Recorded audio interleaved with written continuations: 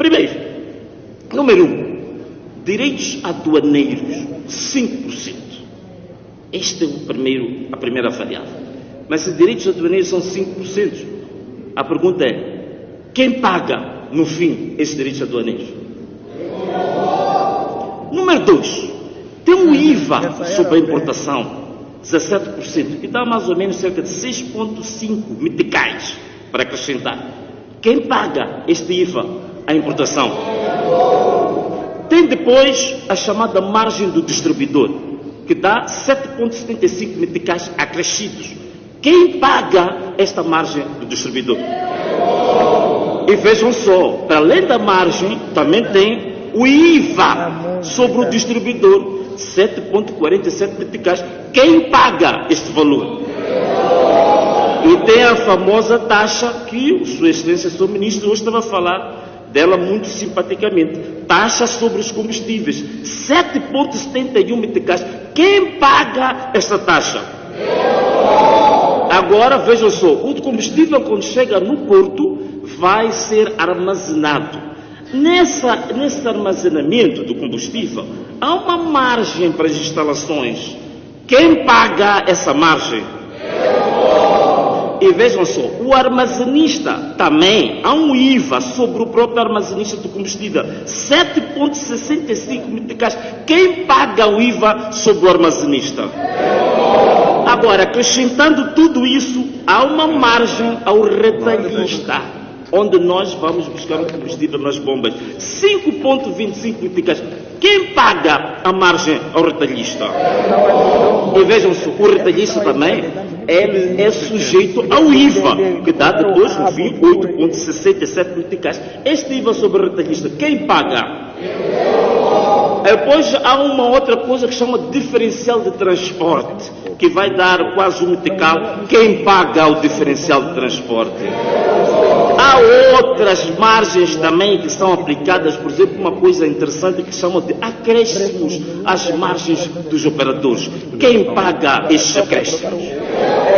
Há a famosa taxa de incentivo geográfico, que vem no artigo 29 do regulamento dos produtos petrolíferos. Quem paga a taxa do incentivo geográfico? Para além de tudo isto, ainda há tantas outras taxas. Por exemplo, tem a taxa das licenças para os operadores, tem os averbamentos, tem a famosa taxa de infraestruturas para a expansão de infraestruturas petrolíferas. Quer dizer, é tanta coisa, mas é tanta coisa. Quem paga essa tanta coisa? Então, chegados aqui, que nós vemos que o povo, na verdade, é que está a pagar mais de 50% da estrutura do preço. Não tem absolutamente nada a ver com se escudarem, refugiarem na questão da subida do preço no mercado internacional. Porque, feitas essas contas, de 36 meticais na Arábia Saudita, aqui estamos a 69, significa 52% é devido à gestão interna. E vejam só uma coisa. O governo, no meio disto tudo, comporta-se como se ele também fosse uma gasolineira. Vejam só, o governo, com as suas taxas todas, acaba ficando com 18,97 meticais, não é? Cerca de 28% de toda a estrutura de custo. E isto por quê? Para todos nós percebermos como é que o governo vai sacar este dinheiro. São 4 etapas desta estrutura de custo que o governo cobra IVA. Aqui temos 4 cobranças de IVA ao longo de toda a estrutura de custo.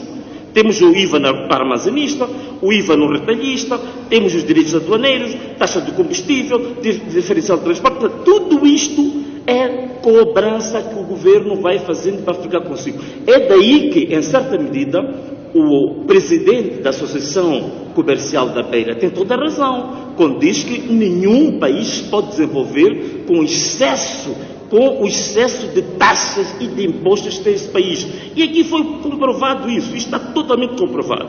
Por exemplo, agora há uma questão que eu gostaria, nas insistências, se o ministro pudesse cá explicar. Essa taxa sobre o combustível, ela está definida no regulamento, no artigo 29, número 3 do artigo 29. Não percebo como é que foram tirar aquele valor indicado naquele anexo, porque em cálculos sérios, tomando em consideração, são 5% sobre a gasolina, o gasóleo, devia ser sobre a gasolina 1,80 meticais e não os 7,71 que vem na tabela. No diesel, devia ser 1,65 meticais e não 4,27. Se for os 5% que vem justamente no artigo 29 do regulamento, a não ser que esteja a usar uma outra lei, um outro decreto. E se assim for, na verdade, o custo da gasolina na cidade de Maputo não devia ser 69, mas devia ser 63,3 meticais.